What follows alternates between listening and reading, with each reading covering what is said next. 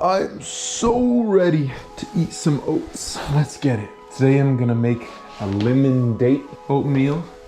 It's kind of a plainer flavor than I usually do. No chocolate, no nana in the pot, nothing super rich. It's very, very, very simple. Kind of like key lime pie-ish, just slightly zingy type of oatmeal. So first thing I'm gonna do is toast. I've been loving toasting these oats a bit, but I like to kind of add spices before I put it in the pan because I get nervous without the stirring. I'm gonna start to make things burn. And it's not necessarily rational because I've totally done it before. But that nutmeg is super strong, so we'll just do some of that. So fresh nutmeg. But then this little pumpkin spice blend, it's got like allspice, ginger, cinnamon, a couple other things. It's not as strong because it's bottled, so we'll just kind of heap a nice quarter teaspoon in there. Should be enough. Of course, we can add some more of that just to get it nice and brown. Okay, that should be enough in the department of spices. So let's put these up. All right, we've got our lemons, we've got some almonds, we've got a nice little gingerbread biscotti garnish over here.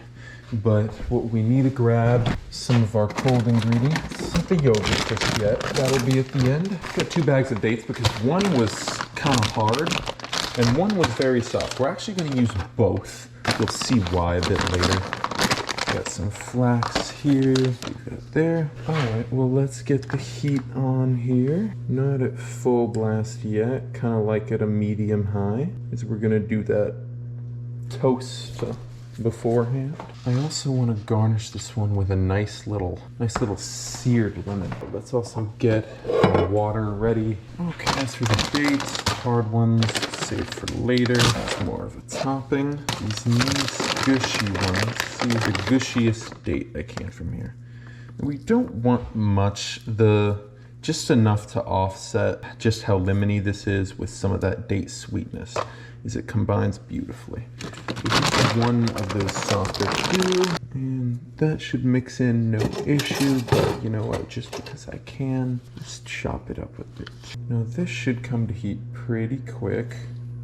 I think it needs a bit more though. We'll worry about searing our pretty little lemon later when we're waiting for this to reduce. Let's see, get a scoop of flax ready. I don't like reaching into bags when I'm in the middle of cooking. That's definitely hot enough. All right, in the oats go. Okay, I want to make sure I don't do this for too long. I can already get a whiff of those spices heating up. Definitely don't want to burn this. Yeah, I was heavy-handed with the PPS there, the pumpkin spice blend, but I think it's good because this flavor really is going to rely just on that a little cinnamony, lemony, it's not a word, kind of date flavor, so it'll go well. Yeah, it'll go really nice with the ginger biscotti garnish too. Kind of like a lemon ginger vibe as well. I've tried this flavor before, but I didn't use quite as many toppings. So I'm excited to go all out this time, see what I can do with it. It's been toasting for about a minute. Let's see how's this smelling. I think it should be good. Yeah, definitely. The smell's starting to ramp up there. Let's get our water in there. Good, no black steel cuts in there. Let's get this rolling and then we'll lower it to a simmer as usual. The very next thing we're gonna add is the dates that we're using for the flavor and sweetness, and the flax, and of course the salt. I usually pinch in, but honestly, I think about an 1/8 of the diamond crystal, because it's not very salty, is reasonable. I like measuring things. I know some people are like, just eyeball it, which is excellent practice to eyeball things and, you know, do things on the fly. But it's like, if I know a certain amount is going to do the job, a certain amount is going to do the job, and it definitely won't be too much. Yeah, before I lower this, I want to make sure it's really bubbling here. Oh yeah, you got it going for sure. Let's add in our flax and our dates. And now lower down probably a little under the 2 setting on there. Yeah, once I get this set simmering to my likeness, I'll go start preparing some of our toppings over there. Date getting stuck to the spatula there. Don't want to boil this too fast. We're gonna keep an eye on it. That should be just fine. And I think it'll calm down a bit now that we're on low. Definitely gonna top this with a few almonds. Been trying to get my almonds looking better when I cut them. Kind of like a little diagonal cut. I think it looks really nice. Yeah. Realize the key to not getting nuts to fly everywhere when you chop them is just steadily cutting it like a nutcracker and not hacking at it like it's a potato or something, because these bad boys will fly across the kitchen otherwise. Let's see how we're looking over there once I finish this up though. That should be fine. It's still a little bubbly, but it calmed down a lot. I think that's just perfect for how I like my steel cut. Gonna toss this around now and then to try to make sure that those dates spread. We're not gonna add any lemon juice until we're much closer to the end. Nice smell. Once I start actually smelling the dates, I know they're barely holding shape anymore and they're generously gonna spread their flavor throughout there. All right, let's crank up the heat on this pan up here. And while we wait for that, I'll go ahead and chop puffer date here. It's not rock solid or anything, but it's very chalky, you know. See how it's not that sticky? Makes better for like a trail mix or like, you know, of course you could still reduce it down, but if something's already gooey, I'm gonna use it in the liquid. If something's starting to get hard, why not use it as a topping? Just makes sense. Get a bit more. Yeah, should be fine. Might not even need to use them all. Let's see, so I don't have to be leaving this tub around. Let's get out just as much Greek yogurt as we think we'll actually need. That should be just fine. Okay, let's see how we're looking over here. Oh, that color change is really nice. Now the whole thing is like a light brown. Smelling good too. Don't think I'm ready to taste any of those steel cut pieces just yet. Definitely still too tough. Give it a few more minutes. Let's see, almost forgot I was heating this. I won't lie, I did forget I was heating this. Put a little bit of that there just so we're not sticking. Let's drop them on it. It's maybe a minute, 90 seconds, I don't know. Or at least until the air smells like lemonade. Maybe that's a better way to measure it. Check back on you. Looking good. Still looking watery, but looking good. Once it gets thick and gloopy, that's when I'm gonna think about adding some lemon juice in there. Let's see, definitely getting a whiff, seeing that color change on the side of the lemon. This thing should be just fine. Let's take it off. Beautiful. I'll leave you right there. Left this little imprint there, that's all right. Always fun when there's more steps to my process than usual. You know, usually I'd be doing this if I'm serving a fish, but no, today we're making some zingy oatmeal. So we want to serve that alongside it, not just for looks, but because I might even want to put some more lemon juice on it when it's done and I'm eating it. Still a bit too watery to incorporate that lemon juice here. Little fragments of date there, but obviously it doesn't matter. Those sugars have already made their way throughout the porridge. It'll be just fine. Let's see what this is tasting like. It's good, yeah, all the spiciness is there. Little sweet, but not overbearing at all. Super subtle, which is exactly what we want because the lemon is going to do the job here, as well as the toppings, like that ginger strudel. Texture just right for a bowl, but as I've been doing recently, we're not going for a bowl, we're going for a square. So we are gonna keep reducing. Maybe salt it a bit more. I probably should not be leaving that on a stovetop that was hot. I'm a goofball. Looks like we're okay though. No damage to it. We are scrappy, but that's okay. It's part of the process. Okay. Got pretty much every topping I need here. Our plate we're gonna use here. I think we should be gonna make sure there's no, see, one of my least favorite things is forgetting about a seed when I'm cutting up a lemon and then it ends up in something I'm trying to cook. Let's just go in there and in there again. Should be smelling glamorous once it starts stirring. Of course, it adds a little bit of time because it's more liquid. It's gonna have to reduce, but it's also gonna help us cook as well because acid tends to do that. Here we go. I'm like begging for that smell to come out. Slowly but surely. Yeah, it's there. Oh yeah, it just lights it up like a match, that flavor. Pour myself some blueberries. Might make for some pretty garnish as well too. I'm not too sure of it though, but I will definitely serve it alongside it. Usually I opt for just fruit or even vinegars like apple cider or rice vinegar.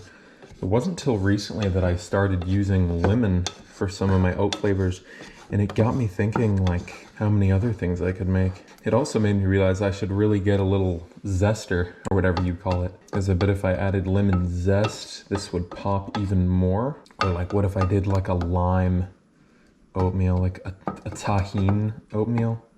That'd be funky. But people eat fruit with tahine, like, you know, watermelon, tahine, all that.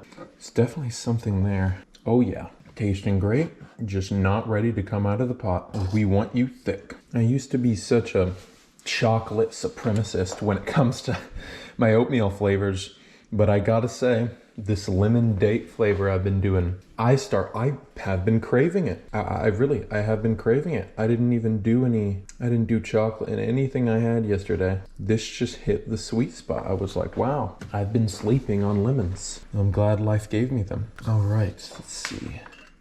Is this a big enough plate for us? I don't see why not. I don't see why not, for now at least. I should look into getting some more plates. That's a horrific sound. It's not filling up the gaps. That means we're getting there. Successful Red Sea test there, where it looks like a square-mouthed Pac-Man. Kind of there. Always a lovely sign. This is very close to being done now. So I'm gonna wait a bit more, but I'm gonna replace this with a spoon so we can get into our square mold over here. When you're making the flavor this good, it's impossible not to lick the spoon. It's not a spoon, but you get the point.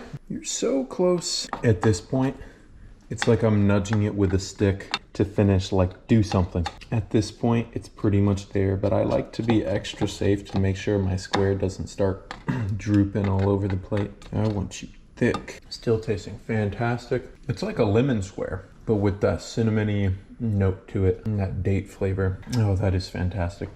There we go. When we're not drooping on the side there, I think we're just about ready. Of course, there's still a lot of carryover cooking with this, so I probably could have done it a bit earlier, but we like to be certain. In the square we go. I have the most fun doing this part. And let's flatten down on here. See, get a nice little flat top and let that sit. Now that it's off the heat, let's do one last taste test here. Oh yeah, the salt and the lemon with the date is just such a good combination. I think it came out even better now than the first time I did this. Normally, you have to go pretty heavy-handed with dates to get it all sappy, caramel tasting, like that, but that lemon, it really zests it up, and it's a match made in heaven. I'm sure the same goes for any other type of lemon sweet oats, like a honey lemon, anything like that, but this is no different. It definitely panned out. Let's lift her up here, see how we're doing. Beautiful. Think we're ready for our little square lift here. Yes, we are. Fantastic. All right, let's get some yogurt on top of you. Some drooping on the sides is okay. Just don't want to completely obscure our square's walls here, you know? If we get any drip, it's sort of a Niagara Falls look. If we get no drip, it's sort of a oatmeal cake look. It's a win-win. But either way, that should be just enough of the yogurt for the garnish, at least. Now, let's see. Do I want to tower this up with nanas, or we think we're good rocking on our... I think we're just fine rocking on our own here. Let's see. Or you know what? No. Let's build ourselves just a little nana structure here. We don't even need to use the full thing. Totally could have thought of this while I was waiting for this thing to reduce. But sometimes when you see the blank canvas, you get the idea. And not before you start painting, if that makes sense. We don't really need the rest of you. These bananas are kind of just building a mountain peak in the middle here. Not going to be contributing much to the flavor, just a little starchy textural bonus there. Just want a little definition to the top of our square. Make them more like a mountain. Some of our fine little date pieces. Don't think we'll have to put these all on the square and some little almonds. Oopsies. I think we are all good for those. Now some of our nice ginger strudel here. Give it some definition, and maybe some rocks from the ginger avalanche are just like down there on the plate, you know? I like that vibe. How are we looking? Oh yeah, all right. Do we want to throne him with a blueberry or two? I'm thinking no. Maybe if I had some fresh, bright blue ones, but these are pretty blackened. Think it's gonna be a bit too much. I think the colors we got going on here are nice, and I want to leave it at that. Let's put our nice little lemon wedge there. I say little, but this thing is massive. Let's see. Oh yeah, look at that. All right. Thank you, God, for this lemon date oatmeal square. I am ready to dive in. This thing looks so tiny when it's next to this absolute Goliath of a lemon here. Let's go ahead and get our corner off. Right off the bat, so zesty. And not only because the porridge itself has that acid from the lemon, the Greek yogurt on top and the tougher dates added on top really work to brighten this up as well. The extra date on the top brings in more of that date flavor. It just works so well. I think I like this more than the Minecraft oatmeal. I'm gonna say it off first bite. I think this is the best flavor I've cooked on this channel so far. Let's do another bite, but this time let's get some more of our lemon juice in here. The oats came out perfect as well. Nice chew, just how I like my steel cup, but nothing too overbearing that gets stuck in your teeth or anything like that. Wow. And I didn't even mention the almonds just yet, but the textural variance from that extra crunch there works a lot as well. Oh man, you know, at first I thought I'd love to put a nice bright blue blueberry on top of this, and was a little dismayed because the frozen ones are just very black. But you know what? This doesn't need that. This gets 5 stars. I'm gonna pat myself on the back, and for the first time ever give myself 5 stars. Just fantastic. And you know, usually I put a lot more fruit on my plates. Usually I get like my porridge very, very sweet, and this is sweet, but I only used 1 date, and really it's more half sweet, half acidic. A lot of both, but they contrast each other so nicely that it works. I think the only thing I would do differently is add some lemon zest itself from the rind there, but I don't have a zester. I'm sure it would brighten this up even more, but this is like tasting the sun as is.